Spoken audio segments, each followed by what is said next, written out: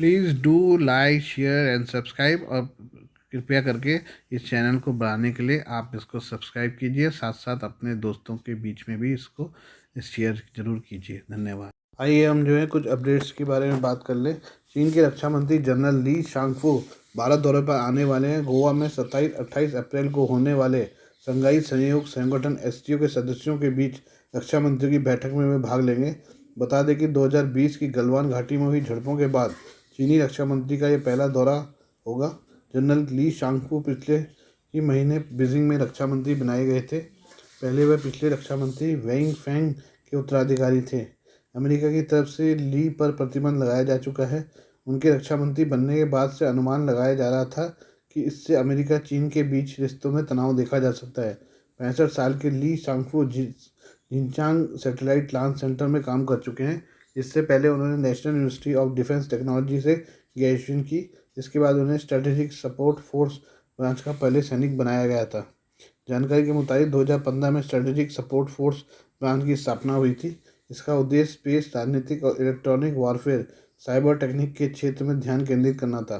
साथ ही चीन का विकास करना भी था। ऐसा माना जाता है कि रूस से हथियार विक्रेता रोसोबोरोनेक्स स्पोर्ट से Su-35 फाइटर प्लेन एवं S-400 मिसाइल सिस्टम को खरीदने में शांगफू की अहम भूमिका थी। वे इस दौरान सैन्य आयोग में उपकरण विकास विभाग के निदेशक रहे थे। इसके बाद अमेरिका के विदेश विभाग ने उनके विभाग और रूसी संस्थाओं पर बैन लगा दिया था।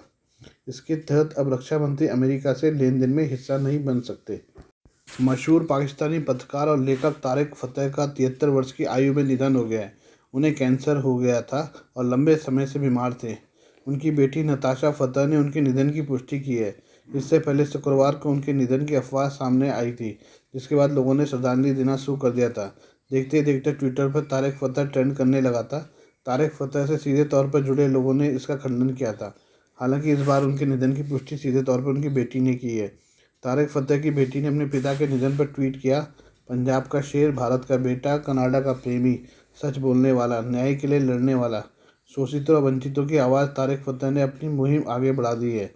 उनकी क्रांति उन सभी के साथ जारी रहेगी जो उन्हें जानते और प्यार करते थे। क्या आप इसमें जुड़ेंगे? पाकिस्तानी पत्रकार आरजू काजमी ने भी उन्हें श्रद्धांजलि दी है। तारिक फ़तेह का जन्म 20 नवंबर 1949 में पाकिस्तान के कराची में हुआ था। 1987 में वो कनाडा चले गए। उन्हें अपनी रिपोर्टिंग के लिए कई तरह के पुरस्कार भी मिल चुके हैं। कनाडा समेत दुनिया की कई प्रमुख पत्रिकाओं अखबारों में उनके लेख छपते रहे हैं। भले ही उनका जन्म पाकिस्तान में हुआ हो, लेकिन वो पाकिस्तान की कमियों को उजागर करने में पीछे नहीं रहते थे। सेना और कट्टरपंथियों के खिलाफ उन्होंने मोर्चा खोल रखा था, जिसके कारण उनकी सोशल मीडिया पर लाखों फॉलोअर्स थे। 1970 में उन्होंने कराची सन के लिए एक रिपोर्टर के रूप में काम शुरू किया। 1977 में तारिक फ़तेह पर देशद्रोह का आरोप लगा। जियाउल हक शासन ने उन्हें पत्रकारिता करने से रोक दिया था। उन्हें अरबी भाषा भी आती थी और वो कुछ दिन सऊदी अरब में भी रहे। कनाडा में रहने वाले पत्रकार ताहिर गोरा ने तारिक फ़तेह के साथ आखिरी शो का लिंक शेयर करते हुए लिखा, भारी मन से मैं इस दुखद खबर को साझा कर रहा हूँ कि हमारे मित्र, लेखक और एक्टिविस्ट तारिक फ़तेह का आज सुबह देहांत हो गया। Om Shanti, rest in peace. उनका मेरे साथ आखिरी शो। इसके साथ ही द जयपुर डायलॉग ने भी उन्हें श्रद्धांजलि दी और उनके साथ अपने आखिरी शो को शेयर किया।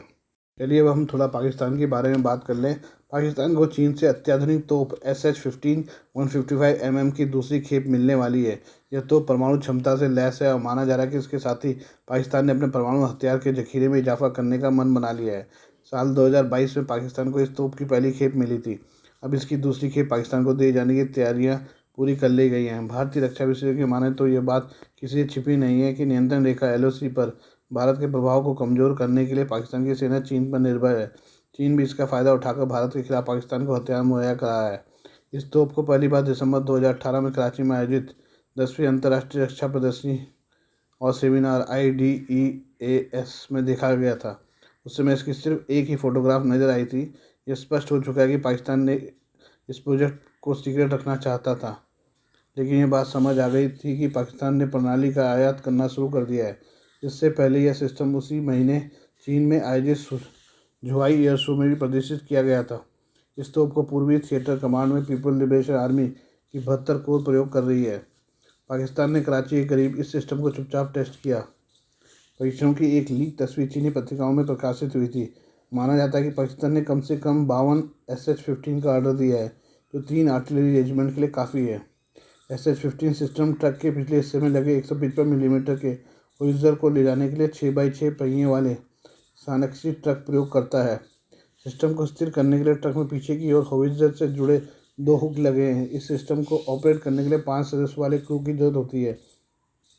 यह करीब 22.5 टन को बोझ उठा सकता है। सामने की ओर एक बख्तरबंद केबिन है जिसकी मदद से छोटे हथियारों से हमला हो सकता है। साथ ही ये पूरी तरह से सेल स्प्लिंटर से सुरक्षित है। इसकी खिड़कियाँ पूरी तरह से बुलेट प्रूफ हैं और 155 millimetre /52 calibre long barrel howitzer double baffle brake के साथ है। एक बार में इसमें 60 राउंड गोला बारूद बरस सकता है। साल 2019 में खरीदी थी तोप SH-15 का इस्तेमाल सीधी फायरिंग भूमिका निभाने के लिए किया जा सकता है, जिसे पाकिस्तानी सेना बहुत पसंद करती है। रक्षा विशेषज्ञों की माने तो पाकिस्तान इस तोप की मदद से भारत के खिलाफ मारक क्षमता में इजाफा करना चाहता है। पाकिस्तान की सेना वर्तमान समय में M109A5 का प्रयोग कर रही है, जिसे अमेरिका ने तैयार किया है। साल 2019 में जब भारत के साथ तनाव चरम पर था, तो पाकिस्तानी सेना ने SH-15 होवित्ज़र आर्टिलरी गन खरीदने के लिए चीन नॉर्दर्न इंडस्ट्रीज कॉरपोरेशन के साथ एक कॉन्ट्रैक्ट कर साइन किया था। पाकिस्तान ने तब ऐलान किया था कि वह इन तोपों में 236 तोपों को ट्रांसपोर्ट टेक्नोलॉजी क्लॉज के साथ खरीदना चाहता है और उन्हें LOC पर तैनात करना चाहता है। लीजिए अब थोड़ा अमेरिका के बारे में बात करें। अमेरिका के भारतीय मूल के सांसद रो खन्ना ने कहा है कि भारतीय अब पाकिस्तान को नहीं बल्कि चीन को सबसे बड़ी सैन्य चुनौती मानते हैं। उन्होंने कहा कि अमेरिका को चीन के साथ अपने रिश्तों को फिर से संतुलित करने की जरूरत है। बता दें कि मई 2020 से पूर्वी लद्दाख में भारत और चीन के सैनिकों के बीच हुई भिड़ंत के बाद से दोनों देशों के रिश्तों में तनाव बना हुआ है। भारत और चीन 17 राउंड की शीर्ष कमांडर स्तर की बातचीत कर चुके हैं, लेकिन अभी भी दोनों देशों में तनाव बना हुआ है। भारत साफ कर चुका है कि जब तक सीमा पर शांति नहीं होगी, तब तक दोनों देशों के संबंध सामान्य नहीं हो सकेंगे। प्रतिष्ठित स्टैनफोर्ड यूनिवर्सिटी के हूवर इंस्टीट्यूट में विदेश नीति पर दिए अपने संबोधन में रो खन्ना ने कहा कि आज हमें चीन के साथ अपने रिश्तों को फिर से संतुलित करने की जरूरत है। इससे हमें और एशिया में हमारे सहयोगों को मिल रही चुनौतियों को लेकर स्पष्टता आएगी। हम उम्मीद करते हैं कि हमारी कूटनीतिक और नेतृत्व की बदौलत 21वीं सदी 20वीं सदी की तुलना में कम हिंसाग्रस्त होगी। रो खन्ना ने कहा कि चीन एशिया में आधिपत्य जमा रहा है और सीमा विवाद को लेकर भारत को धमका रहा है, तो अन्य देशों के साथ भी जूनियर सहयोगी जैसा व्यवहार कर रहा है। खन्ना ने कहा कि अमेरिका को भारत और अन्य एशियाई सहयोगी देशों के साथ संबंध मजबूत करने की जरूरत है। साल 2017 में अमेरिका, जापान, ऑस्ट्रेलिया, भारत ने मिलकर क्वाड का गठन किया है, जिसका उद्देश्य भारत प्रशांत क्षेत्र में अहम समुद्री रास्ते की सुरक्षा सुनिश्चित करना है, ताकि यह रास्ता किसी भी देश के प्रभाव से मुक्त रहे। बता दें कि चीन दक्षिण चीन सागर और पूर्वी चीन सागर को लेकर पड़ोसी देशों के साथ विवाद कर रहा है। चीन पूरे दक्षिण चीन सागर पर अपना दावा करता है। वहीं Vietnam, Malaysia, Philippines, Brunei, Taiwan भी दक्षिण चीन सागर पर अपना दावा करते हैं। चीन द्वारा दक्षिण चीन सागर में कई कृत्रिम द्वीप बनाकर यह अपनी सैन्य मौजूदगी बढ़ा रहा है। दक्षिण चीन सागर और पूर्वी चीन सागर मिनरल्स, तेल और प्राकृतिक संसाधनों के मामले में काफ़ी समृद्ध माने जाते हैं। साथ ही वैश्विक कारोबार के लिए भी ये क्षेत्र बेहद अहम है। पाकिस्तान से एक और खबर सामने निकल कर आ रही है। पाकिस्तान के स्वात जिले के कबाल शहर में आतंकवाद रोधी विभाग CTD के एक पुलिस थाने पर संदिग्ध आत्मघाती हमले में 12 पुलिसकर्मियों की मौत हो गई और 40 से अधिक घायल हो गए हैं। मीडिया रिपोर्ट के मुताबिक खैबर पख्तूनख्वा प्रांत के पुलिस महानिरीक्षक अख्तर हयात खान ने कहा कि सुरक्षा अधिकारी पूरे प्रांत में हाई अलर्ट पर हैं। मीडिया रिपोर्ट में कहा गया कि पुलिस थाना परिसर में आतंकवाद निरोधी विभाग और एक मस्जिद भी है। इससे पहले जिला पुलिस अधिकारी DPO सफ़ीउल्लाह ने कहा कि CTD पुलिस स्टेशन के अंदर 2 विस्फोट हुए, जिससे इमारत नष्ट हो गई।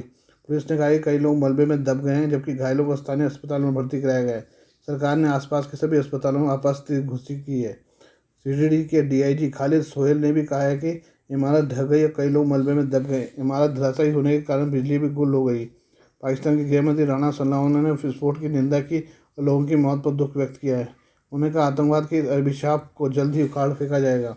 खैबर पख्तूनख्वा प्रांत के कार्यवाहक मुख्यमंत्री मोहम्मद आजम खान ने भी सुरक्षा बलों को निशाना बनाकर किए गए आत्मघाती हमले की कड़ी निंदा की है।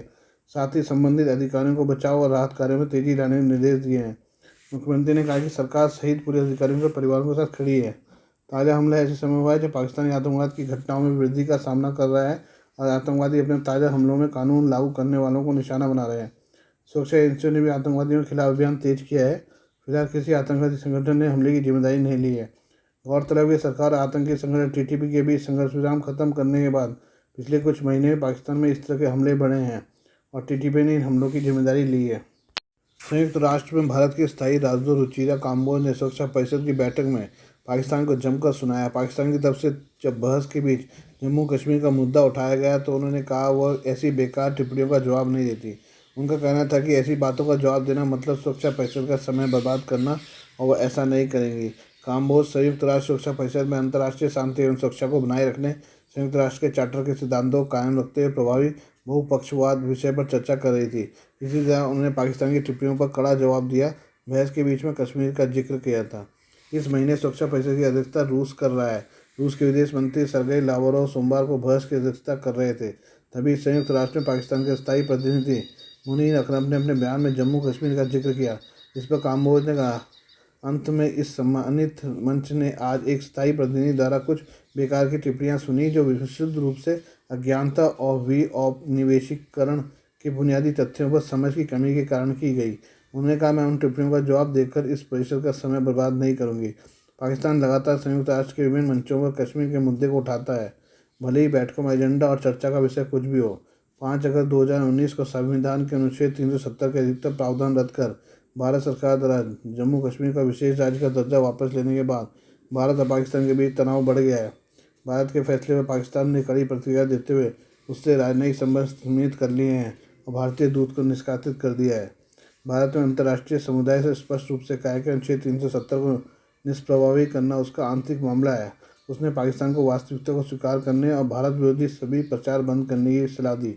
भारत ने पाकिस्तान से कहा है कि वह आतंकवाद, शत्रुता और हिंसा से मुक्त वातावरण में उसके साथ सामान्य पड़ोसी वाले संबंध कायम करने की इच्छा रखता है। चीन की रक्षा मंत्रालय की तरफ से भारत और चीन के बीच 18वें दौर की कोर कमांडर की बैठक के बाद बयान सामने आया है। इसमें कहा गया कि बैठक में चीन और भारत दोनों ही देशों के सीमावर्ती क्षेत्रों में शांति बनाए रखने को लेकर सहमति जताई गई है। साथ ही पूर्वी लद्दाख में लंबे समय से जारी गतिरोध से जुड़े प्रासंगिक मुद्दों का समाधान तेजी से हो, इसे लेकर भी सहमति हुई है। 23 अप्रैल को चुशुल मोल्दो सीमा बैठक पॉइंट पर चीन भारत कोर कमांडर स्तर की बैठक हुई। इसमें दोनों ही देश के सैन्य अधिकारियों ने 18वें राउंड की बैठक की। ये बैठक दोनों देशों के बीच 5 महीने बाद हुई है। इसमें भारत की तरफ से fire and fury corps commander lieutenant general Rashim Bali शामिल हुए। बैठक को लेकर पीपल लिबरेशन आर्मी के बयान में कहा गया है, दोनों पक्षों के बीच अहम मुद्दों पर खुलकर बात रखी गई, साथ ही विचारों का भी आदान प्रदान हुआ है। खास बात यह है कि बैठक 27 और 28 अप्रैल को भारत में होने वाली शंघाई सहयोग संगठन की बैठक से ठीक पहले हुई है, जिसमें चीनी रक्षा मंत्री ली शांगफू भी हिस्सा लेंगे। आज के लिए बस इतना ही। बाकी मिलते हैं कल आपसे नई खबरों के साथ। धन्यवाद।